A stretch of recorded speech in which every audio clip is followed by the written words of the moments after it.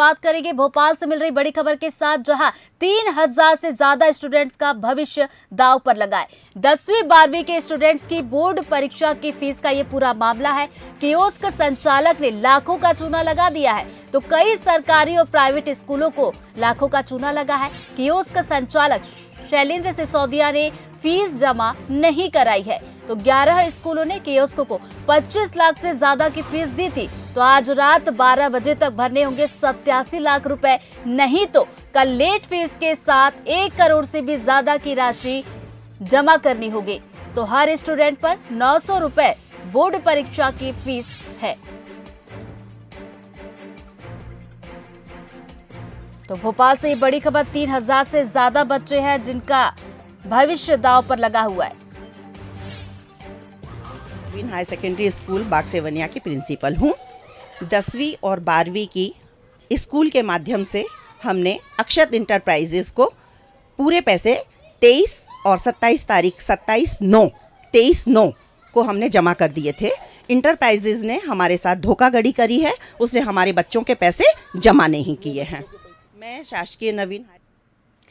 तो ये आप परिजनों की बाइट भी सुन रहे थे कि इन्होंने तो अपनी तरफ से फीस दे दी है, लेकिन ये बोर्ड के पास नहीं पहुंची है। तो कियोस्क संचालक है शैलेंद्र सिसोदिया, जिन्होंने फीस जमा नहीं करवाई है।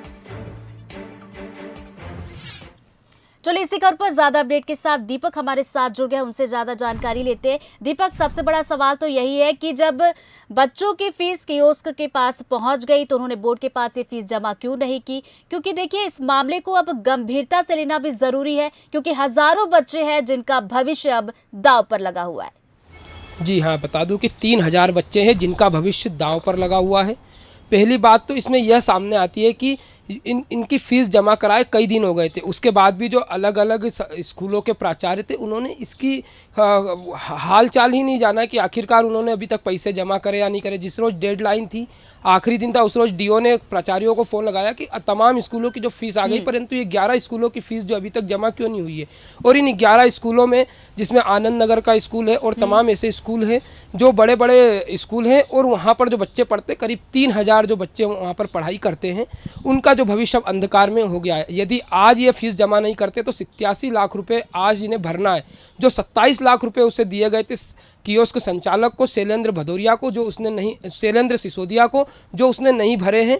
तो अब ये जो है इसकी अमाउंट आज 2000 रुपये की पेनाल्टी के साथ आखिरी दिन है। यदि आज 87 लाख रुपए नहीं भरते हैं तो कल 1 करोड़ 77 लाख रुपए इन्हें भरना पड़ेगा। हालांकि इस पूरे मामले में जो है, मैं आपको बता दूं कि कमला नगर पुलिस को सभी स्कूल संचालकों ने जो है एक आवेदन दे दिया। शिकायती आवेदन में जो शैलेंद्र सिसोदिया, जो उसका अक्षत इंटरप्राइजेस है, उसके खिलाफ आवेदन दिया है और बताया है कि उनके साथ धोखाधड़ी कर ली गई है।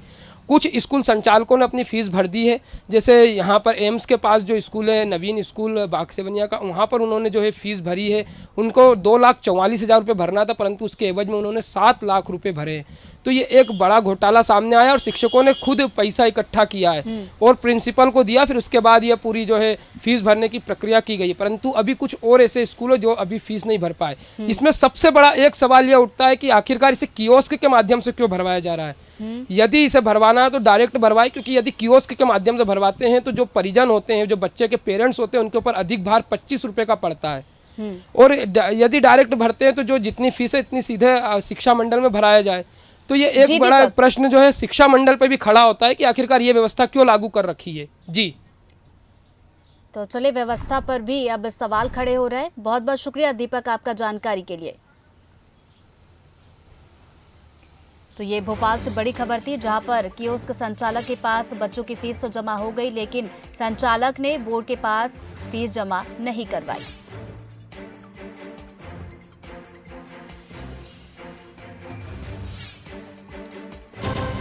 तो भोपाल से ये बड़ी खबर थी, 3000 से ज्यादा बच्चे हैं जिनका भविष्य अब दांव पर लगा हुआ है। कई सवाल भी यहाँ पर खड़े हो रहे हैं कि जब कियोस्क संचालक के पास फीस जमा हो गई तो बोर्ड के पास आखिर क्यों फीस नहीं पहुंची। ये भी एक सवाल खड़ा हो रहा है कि आखिर कियोस्क के पास फीस जमा कराने की व्यवस्था क्यों बनाई गई, मंडल के पास ही आखिर क्यों फीस जो है सीधे सीधे जमा नहीं करवाई गई। तो कई सवाल भी यहाँ पर खड़े हो रहे हैं। बंसल न्यूज भी इस पर बड़े सवाल खड़े कर रहा है कि पहला सवाल तो ये कि भाई फीस जमा करने की डायरेक्ट व्यवस्था क्यों नहीं की गई। दूसरा बड़ा सवाल ये है कि 5000 रुपए लेट फीस लेना कहां तक उचित है? तो वही तीसरा बड़ा सवाल है कि मामले में पलड़ा आखिर क्यों अधिकारी झाड़ रहे हैं और संगठित अपराध होने की वजह से क्या जांच ईओडब्ल्यू को सौंप दी जाएगी?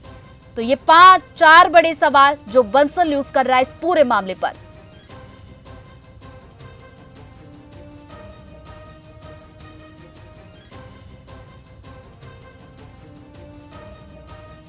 तो 3000 से ज्यादा बच्चे हैं जिनका भविष्य दांव पर लगा है। 10वीं 12वीं के स्टूडेंट्स हैं जिनकी बोर्ड परीक्षा की फीस का ये पूरा मामला, कियोस्क संचालक ने लाखों रुपए का चूना लगा दिया, जिसकी वजह से जो बच्चे हैं उनका भविष्य अब अंधकार में है। तो बंसल न्यूज भी सवाल खड़े कर रहा है। पहला सवाल तो यही है कि फीस जमा करने की डायरेक्ट व्यवस्था आखिर क्यों नहीं की गई? 5000 रुपए लेट फीस लेना आखिर कहां तक सही है? और मामले में आखिर क्यों पल्ला झाड़ा जा रहा है? क्यों जो सच्चाई है वो सामने नहीं रखी जा रही है? तो वही एक चौथा और बड़ा सवाल ये भी है बंसल न्यूज का कि संगठित अपराध होने की वजह से क्या जांच अब ईओडब्ल्यू को सौंप दी जाएगी? तो कई सरकारी और प्राइवेट स्कूल हैं जिनको लाखों का ये चूना लगा है। कियोस्क संचालक आपको बता दें जिनका नाम शैलेंद्र सिसोदिया है, इन्होंने फीस जमा नहीं करवाई है। तो 11 स्कूलों ने कियोस्क को 25 लाख, जी हाँ 25 लाख से ज्यादा रुपए दिए थे कियोस्क को, और अब वो फीस मंडल तक नहीं पहुंची और आज रात 12 बजे तक 87 लाख रुपए भरने होंगे, नहीं तो कल लेट फीस के साथ 1 करोड़ से भी ज्यादा की राशि जमा करनी होगी। मनोज जी भी हमारे साथ फोन लाइन पर जुड़ गए हैं, एग्जीक्यूटिव एडिटर। मनोज जी, एक बड़ा सवाल यहाँ पर खड़ा होता है कि जब कियोस्क संचालक के पास फीस पहुंच गई तो आखिर मंडल तक क्यों पैसे नहीं पहुंच पाए, जिसकी वजह से हजारों बच्चों का भविष्य अब अंधकार में है? देखिए, बहुत बड़ा घोटाला है। करीब करीब यदि इस पूरे घोटाले को देखें तो 87 लाख से ज्यादा का ये घोटाला बताया जाता। लेकिन बड़ी बात यह है कि आखिर निजी ऐसे ठेकेदारों को काम क्यों दिया जाता? क्या इनका परीक्षण नहीं कराया जाता? क्या इनका पुलिस वेरिफिकेशन नहीं होता? चर्चा ये भी है कि ये पहली बार नहीं हुआ, इससे पहले भी पिछली बार भी 30-40 हजार का चूना ये कियोस्क संचालक लगा चुके हैं।